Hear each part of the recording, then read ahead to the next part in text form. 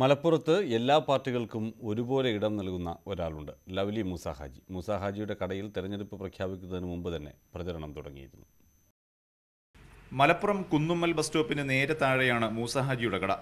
മൂസ ഹാജി എന്ന് മാത്രം വിളിച്ചാൽ പോരാ, ലവ്ലി മൂസ ഹാജി എന്ന് തന്നെ വിളിക്കണമെന്നാണ് കർശന നിർദ്ദേശം. ഇനി ലവ്ലി മൂസ ഹാജി തന്നെ കാര്യങ്ങൾ പറയും. ഈ ഇലക്ഷൻ ഡിക്ലെയർ ചെയ്യുന്നതിൻ്റെ മുമ്പ് തന്നെ ഞാൻ ഇത് ഏർപ്പാട് ചെയ്തിട്ടുണ്ട്.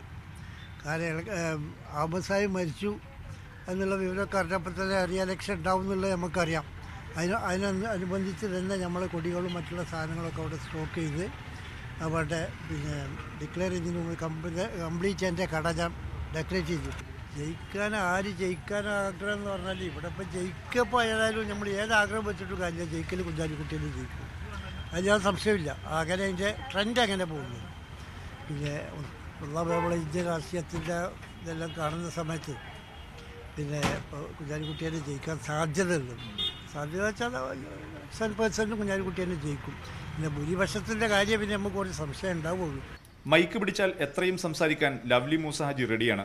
കച്ചവടം മുടക്കേണ്ടെന്ന് കരുതി ഞങ്ങൾ സംസാരം അവസാനിപ്പിച്ചു മടങ്ങി. ക്യാമറമാൻ ആർ പ്രിയനൊപ്പം മുഹമ്മദ് ഷഹീദ്, ന്യൂസ് 18 മലപ്പുറം.